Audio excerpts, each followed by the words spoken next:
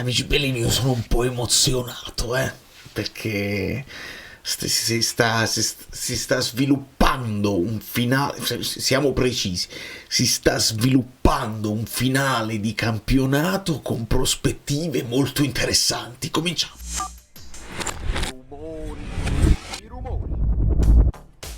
Ma questo non vuol dire che uno fa cose campate in aria, che parla del calendario. Bisogna fare l'analisi tattica, è una prerogativa, se l'aspettano gli amici Bellini e io non voglio farla mancare perché me l'aspetto anche io, anche per il futuro. Il futuro. Giorgio Olemmi, benvenuto sul canale, benvenuti a tutti i nuovi iscritti, siete in tanti e ci stiamo divertendo moltissimo, a dispetto insomma dell'ultimo periodo che non era molto brillante, dell'inizio del campionato che non è stato molto brillante, c'è stato un bel chunk, ci tengo a dirlo, e su questo chunk voi potete lasciare il like, dove il Napoli si è comportato molto bene, delle cose ce le ha fatte vedere. Noi con l'analisi tattica spesso, vado al cavo, come stai cavo? Abbiamo visto cose interessanti, cose spesso sempre nuove, e in questo caso, visto che è successo poco, la maggior parte sono curiosità, sono cose che non si vede. E cominciamo dal calcio d'inizio, che già in reaction vi ho fatto vedere Lukaku che va forte su Milinkovic-Savic. E vi faccio una mini previsione, visto che ho guardato il Parma e come non guardarlo. A proposito, è matematico, la Lazio si è bloccata, quindi è matematico, il Napoli è in Champions.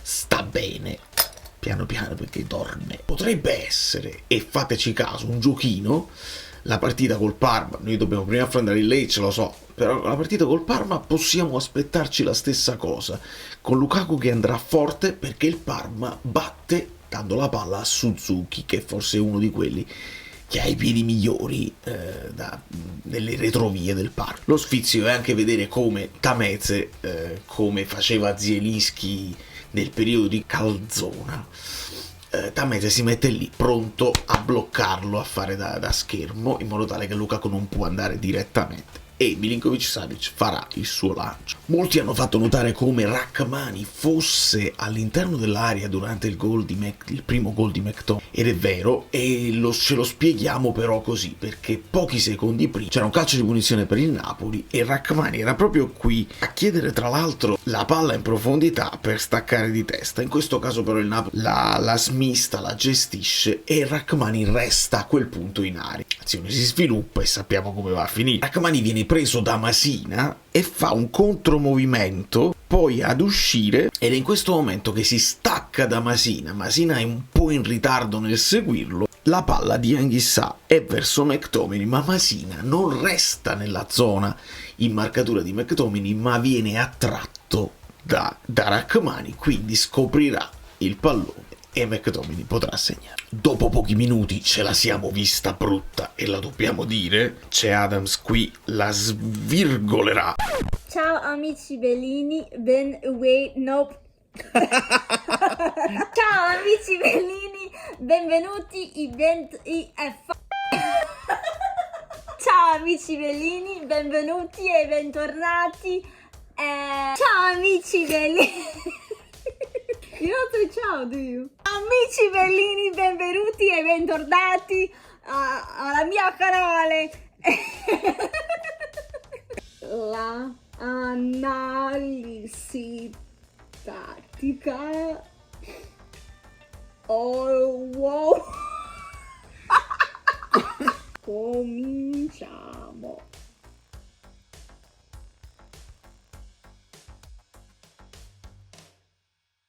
C'è Adams qui, la svirgolerà per fortuna, e qua non facciamo benissimo il fuorigioco, è un calcio d'angolo per loro, la viene prima respinta in questa zona e poi su questo calcio, questo colpo di testa, vedete che sono un po' in ritardo Lukaku e Olivera, mentre c'è Adam e qui in zona di Lorenzo. La palla finirà qui mentre cerchiamo tutti di salire, a quel punto è a tu per tu con Meret, ma per fortuna la spara alta. Aggiungiamo anche che Adams finisce in zona di Lorenzo, che è sul primo palo, però in questo momento è tra Buongiorno e Rrahmani, farà un semplice movimento ad uscire così non lo seguirà Buongiorno, non lo seguirà Rachmani e resterà in zona di Lorenzo, che però è il primo a ribattere il pallone sul primo palo e poi insomma nelle marcature non benissimo in questa situazione. E succede veramente poco fino al raddoppio di McTominay, dove però questa volta possiamo sottolineare la presenza di Rachmani e non partiamo da un calcio di punizione dove salgono le torri. No, proprio nello sviluppo abbiamo tanta gente che riempie l'area di Lorenzo. Qui ovviamente McTominay che va a fare il suo solito movimento, Olivera che è finito fino a qua, Lukaku qui, Spinazzola resta un po' più dietro e qua è Politano che la mette di destro, cosa vedi, adoro ma vi vedo che state ancora urlando, quindi calma, vi ho chiesto calma e ve la chiede anche il mister, calma, che onestamente non sono abituato, cioè lo scudetto che abbiamo vinto 2 anni fa era troppo in pompa magna, oramai quasi sicuro già a febbraio, insomma una cosa. Qua dobbiamo arrivare fino alla fine, punto a punto, e insomma non ci chiamiamo imprevisti, non ci chiamiamo niente, però noi stiamo lì e ce la stiamo giocando perché l'Inter è crollata di brutto e ce lo dobbiamo dire. Siamo stati bravi a non mollare, a rimanere attaccati e a approfittarne nel momento giusto.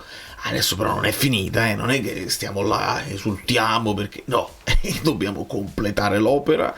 Li abbiamo chiamati 4 passi, li abbiamo chiamati 4 battaglie, chiamiamole 4 finali, come volete voi, ma calma, la calma significa continuiamo a fare quello che dobbiamo fare perché non è finita ancora. La traversa di Billing, parte il traversone di Spinazzola e Billing la incrocerà proprio in questa zona e prenderà la traversa piena. Bene, è entrato bene Billing con molta calma, con molta serenità, senza troppa frenesia. D'altra parte c'è da dire che ogni volta che io ho urlato nella reaction pigliate sta palla, quando io dico pigliate sta palla, di solito è un errore degli avversari che magari in costruzione la svirgolano o sbagliano un passaggio. L'ho detto spesso, quindi insomma il Torino non ha fatto una grande partita, se vogliamo. E al fischio finale mi devo spostare perché la cosa più importante di tutte è sempre una sola. Quest'uomo qua è il più importante di tutti. Quanto è bello, anche coi pixel così si vede che è bellissimo. Segnaliamo che il buon Elmas, il dottor Elmas, aveva creato una situazione di serenità già da prima della partita con tutti, quello più tranquillo, forse magari i nuovissimi no, perché tra McTominay e Elmas non c'era nessun rapporto, quindi McTominay stava bello concentrato, però uno che stava molto sereno sia prima della partita che a inizio secondo tempo era Politano. Grandi sorrisi, grande serenità. Enzo, grande serenità. Su Paramount Plus spostano con la bocca perché è giusto esaltarlo, è sbagliato fare questi giochi di parole. Madonna non suona nemmeno bene, quell'altro suonava un poco meglio, ma comunque non si doveva fare. Però è bello sottolineare un dato, che su 30 partite fatte oltre agli 11 gol, che vuol dire che ogni 3 partite un gol McTominay te lo fa, sono 29 tiri in porta, cioè ad ogni partita lui un tiro in porta lo fa, e non è poco se lo aggiungi anche ai 128 recuperi. Centrocampista totale che vediamo correre più degli altri, che vediamo sempre sul pezzo, impatto fisico ne ha, gol nelle gambe, nella testa ne ha, fa la doppia fase ed è veramente un giocatore che vale quello che è stato pagato. Ho sentito da Pedulla che c'è anche il Manchester United ha un'opzione sulla rivendita, non che lo possono riprendere, ma che prendono un bonus, prendono una decina di milioni quando lo rivendiamo, o un 10%, non lo so. Ci pensiamo il più tardi possibile, intanto ce lo godiamo. E se lo gode anche l'ottimo Nikita Contini, di cui si dice un gran bene e che quest'anno sta avendo una funzione di chioccia, una funzione di uomo spogliatoio, che si vede, se la sta godendo senza giocare mai, ma se la sta godendo tra amici, tra colleghi. E qui vedete quanto è bellino, proprio veramente. Lasciate il like per Elmas, che si preoccupa delle condizioni di Anghissà, ma ti fa male, gli dice proprio ma ti fa male. Dove ti fa male, Anghissà gli fa vedere la botta che ha preso al costato. A questo ci aggiungiamo anche un altro però particolare di questa foto, che è un Baldari che saluta Ricci. non lo so, se un domani Baldari non è che si occupa di mercato, no.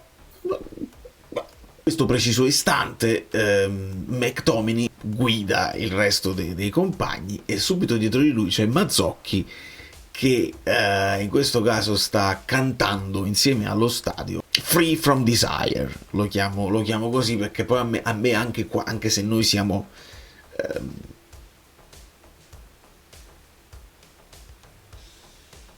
abilitati, come si dice,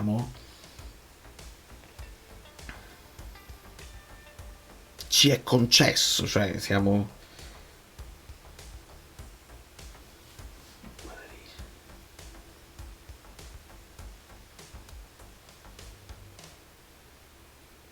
no, giustificati, ma siamo autorizzati. Siamo autorizzati a cantare l'altra versione, quella del Vesuvio, che fa una certa cosa e tutta la città poi dopo fa l'altra cosa. A me non piace dirlo, quindi è un po' come la N di quelli là. A me non piace, quindi non lo dico.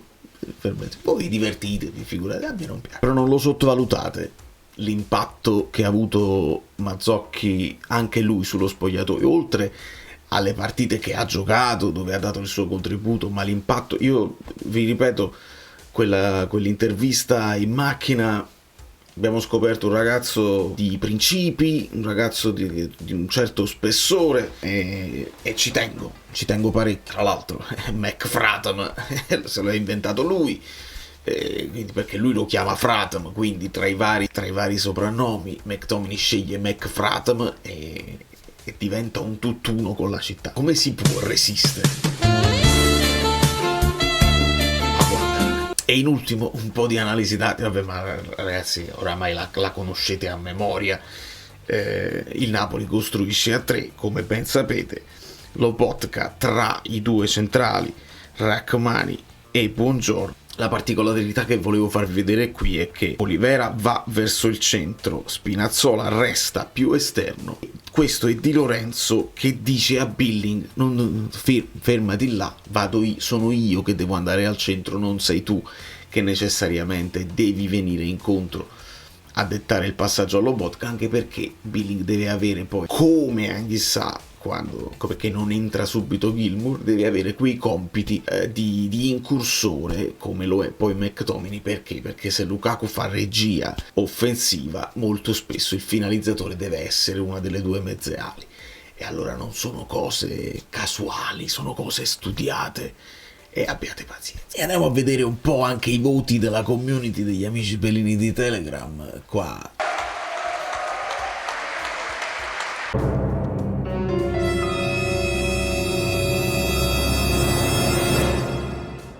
Sapete, io mi lascio volentieri influenzare.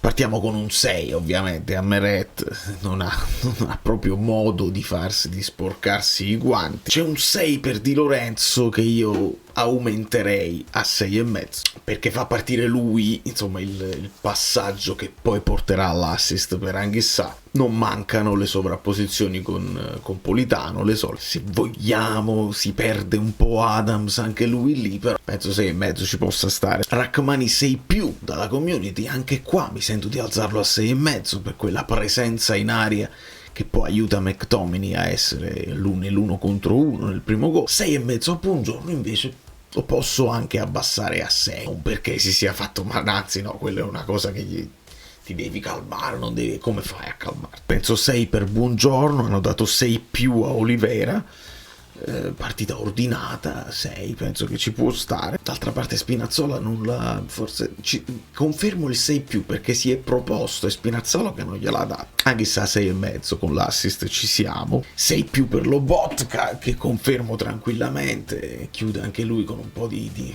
crampi, comunque di stanchezza e affaticamento. E poi a McTominay dovete dirmi voi, perché per me ci stava l'8 che è il suo numero, che è così, però è talmente impattante, cioè il voto dovrebbe riguardare solo questa partita qua, dove alla fine fai 2 gol e tra virgolette poco altro.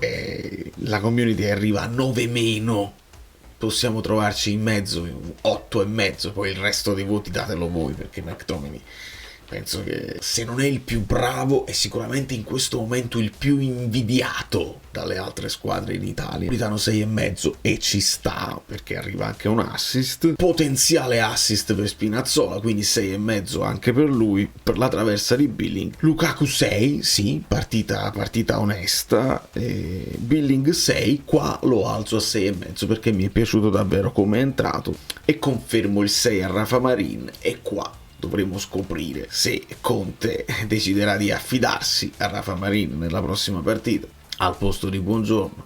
Sapremo novità, insomma, sullo stato fisico, perché se è quasi sicuro che per Juan Jesus e per Neres non ci sono speranze di rivederlo. Su Buongiorno la cosa è un po' diversa, forse anche Anghissà si potrebbe recuperare, sicuramente si può recuperare Raspadori, e dobbiamo ragionare come vogliamo andare in campo. Secondo me si può anche continuare costituendo semplicemente Buongiorno con Rafa Marin, altrimenti l'ingresso di Raspadori può scompaginare un po' tutto, ma lo scopriremo, non è ancora il momento di parlarne. Calma, dovete stare calmi però, veramente. Classifica lusinghiera, è bellina. Ovviamente quel punto che fa il Lecce contro l'Atalanta non solo blocca l'Atalanta e quindi ci fa stare ancora più tranquilli, perché voglia arrivare, se non arriva primo, già arriva bene o meno secondo, e non c'è dubbio. Diventa serrata la lotta per il quarto posto con la Juventus, il Bologna, la Roma e la Lazio, tutte in 3 punti, 2 punti in realtà, bastano 3 punti per scavalcare la Juventus. La Fiorentina sta anche lì, il Milan è un po' più staccato, ovviamente staccatissimo il Torino. Guardate che si sono fatti prendere dal Como, quindi lo dico per le prossime partite, magari il Torino può togliersi lo sfizio, non farti superare dal Como. Se hai delle partite, caro Torino, che devi affrontare tra 2 o 3 giornate, cioè, giocale al massimo delle tue potenzialità, non ti puoi far superare dal Como, lo dico per voi, insomma. Como che scavalca l'Udinese, che però ieri ha bloccato il Bologna. Troppe sconfitte consecutive per l'Udinese, non si poteva continuare così, e bloccano il Bologna sul pareggio, 2 traverse clamorose, una da una parte e una dall'altra. E insomma, 12 punti in palio significa che il Venezia e l'Empoli possono arrivare massimo a 37, cosa che non avverrà, e quindi che il Genoa è salvo. Significa che il Napoli va a giocare contro il Genoa e ci dà qua sta il pallone, segnate. No, sarà partita, oltretutto il gimellaggio che c'era una volta non c'è più, dobbiamo capire se lo fanno, se lo rifanno, eccetera eccetera. Potrebbe dipendere anche da come va questa partita, però io, al di là del fatto che il Cagliari stia un po' più tranquillo, non la ritengo una partita assolutamente vinta, perché col Cagliari, se col Genoa abbiamo il dubbio dell'amicizia, col Cagliari abbiamo la certezza di essere antipatici all'ambiente. E il Parma ce lo siamo guardati nel gruppo Telegram, è spaventato, perché contro la Lazio pronti via fanno gol, secondo tempo pronti via fanno il secondo gol, poi dopo la Lazio si mette in carreggiata con un grande Pedro, riacciuffano il pareggio, forse qualcosina in difesa hanno concessa, però cioè, questo è il Parma che blocca la Lazio, che aveva bisogno. La Lazio non aveva motivazione, certo che le aveva, vince con la Juventus, blocca la Fiorentina, blocca l'Inter, pareggio col Verona, pareggio con il Mo, pareggio col Torino, hanno perso con l'Udinese, l'ultimo affacciata di calcio dell'Udinese, ha battuto il Bologna 2-0. Insomma, se è vero come è vero che il Lecce sarà difficile perché hanno veramente bisogno di punti per non scendere, questa è una partita difficile perché il Parma mette in difficoltà tante squadre, e quindi calma, dobbiamo stare calmi. E ci sarebbero sicuramente tante altre considerazioni, ma io, se dico tutto, voi nei commenti cosa scrivete? Alle volte si omette proprio di proposito. È in momenti come questi che io mi chiedo come si vive in città, perché se all'epoca si potevano vedere le immagini, no, della festa, la città che si addobbava e si colorava d'azzurro, in questi momenti mi chiedo, si respira qualcosa, perché non si vede, non si può preparare la festa, non si può fare, ma si respira qualcosa nell'aria? Questo mi dovete far sapere nei commenti dopo aver lasciato un like. Da New York, Valerio Fluido è tutto, io vi abbraccio e vi bacio. Ce la stiamo godendo o no?